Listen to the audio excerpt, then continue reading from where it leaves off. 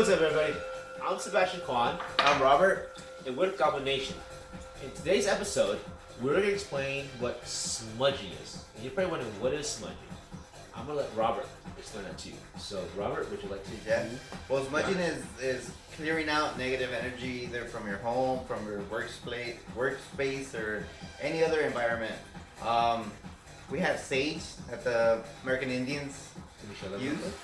So, that is sage right there. Yeah. Explain to him what that is. This is a lavender blend of white sage and lavender. Yeah, well, the American Indians used it when they would have ceremonies to clear out any negative energy, so it wouldn't influence them. And then we also have frankincense, which the Catholics use in church, and myrrh. We have myrrh also. Okay. So it's basically a powder. I mean, not much to explain. It's very boring. Just a powder. Yeah. So if you're a Catholic, you know what that is. Yeah, and then copal. Copal is one of the ones that they used to use in the Mayan culture. You have the rock right here. Yeah, I have some right here. So let me show you what the rock form looks like.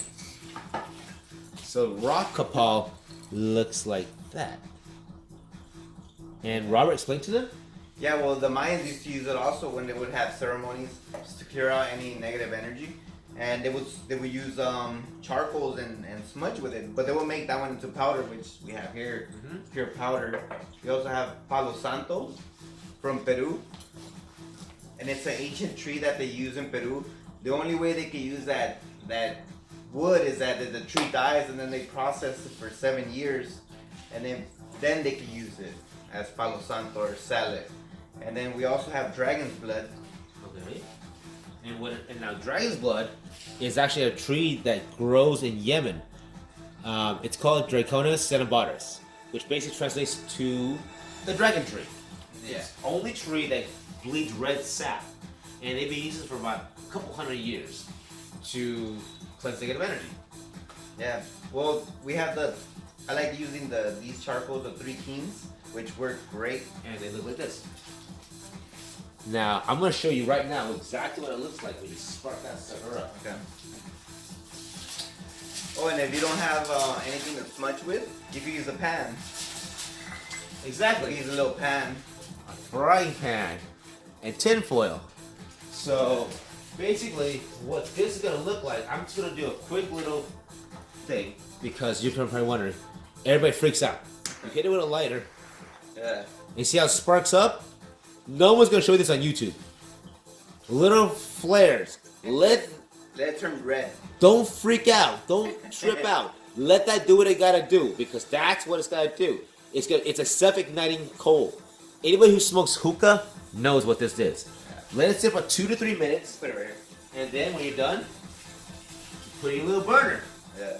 Or if you have a larger burner, which I like to use personally when it's a bigger location, I burn like 5 of them, and then I use all the different mixtures and I just smoke the place up, and you'll feel the difference within the next hour. Yeah.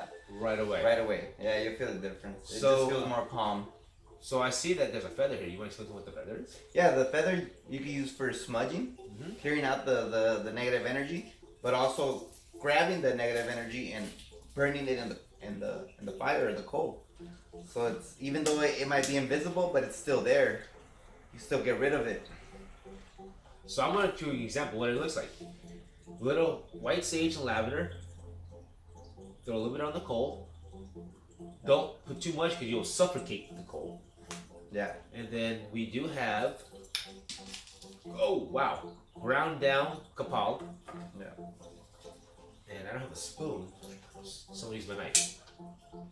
So you take that, take a little bit, put it on top. And that's it. And then you walk around the house with this. With the feather. Fan it around. And it gathers all the bad energy and spreads the smoke around that clears bad energy.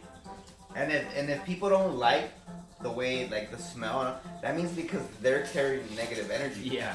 If they don't like it, like if they're really like annoyed by it, you'll know. You'll be like, okay, so this is wrong with that person. Yeah. So I'm gonna give you a close up. Sometimes maybe if you want to carry around your house, you can always put it in the frying pan, tin foil, so you don't ruin your favorite pan. and carry the smoke around and walk around the whole house. You know, just walk around the house, back and forth, fanning that sucker until you get all the bad energy out of the house. And once you're done, you're done. And then either pour water on the charcoal. Don't be afraid. Pour water on the charcoal. I flush it on the toilet, believe it or not. It doesn't ruin the plumbing. Cleans the plumbing, as a matter of fact. Spiritually. So, well, that's... Oh, one last thing I have to mention. If you can't do any of this, you probably want one or two musicians talking about smudging. When you go to the studio, there's always weird energy. That's why we always bring stuff to the studio. We can't bring smoke because smoke affects the intricate tools. The instruments in the studio. So what we do and then the sound, the smoke detectors. Yep. They go off. So we bring kyanite or assembling rock salt. You want to explain what that does, Robert? Yeah, well, this gets rid of negative energy and EMFs also. It protects you from EMFs. Electronic frequencies, yeah. Electrical pollution, basically. Yeah. And this is kyanite, aka the musician's stone. It's the one of the very few stones that does not need cleansing. And it cleanses all the 7 chakras. Like selenite also. Yeah, exactly. So we bring it to the studio. It's undercover. Keeps us clean. Keeps the studio clean. So that's that. You can keep it in your everyday life. If you feel you're working in a job where the energy is bad, you can buy things like this. Bring this, carry this. You don't have to carry a big ass rock like this. I mean, you can carry a small one. Then you're gonna end up hitting somebody with it.